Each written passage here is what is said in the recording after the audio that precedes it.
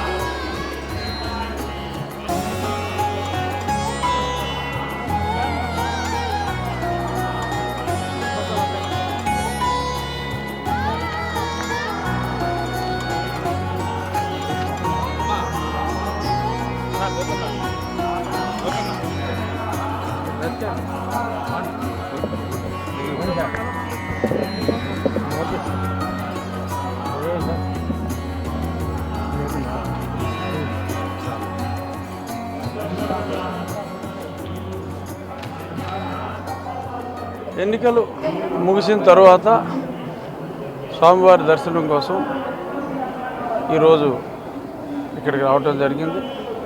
అభిషేక దర్శనం కుటుంబంతో సహా చేసుకోవటం జరిగింది. గతంలో కూడా నేను ఇప్పుడు నామినేషన్ వేసిన వెంటనే ఆ తర్వాత ఎలక్షన్ అయిన తర్వాత స్వామివారి భక్తుడిగా ఇప్పుడు నేను వారి దర్శనం చేసుకోవటం నాకు అదొక రెగ్యులర్ చర్య.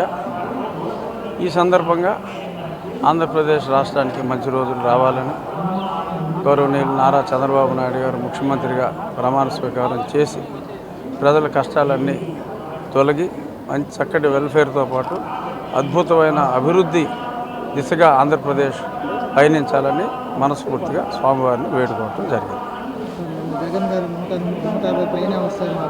గుళ్ళు అవసరం మాకు 125 నుంచి మినిమమ్ 150 టచ్ అవ్వచ్చు. ఉన్నాయి 170 సీట్లు కాబట్టి జగన్కి 25 నుంచి ఒక 40 వరకు రావచ్చు అని నేను ఖచ్చితంగా చెప్పగలను. నా మాట నిజం అవుతుందా, జగన్ మాట నిజం అవుతుందా 4వ తారీఖు మధ్యాహ్నానికి మీకు అర్థమవుతుంది. ఖచ్చితంగా నా మాటే నిజం అవుతుంది. ఎందుకంటే స్వామి సన్నిధిలో నేను చెప్తున్నా, స్వామి సన్నిధిలో అతను చెప్పలేడు.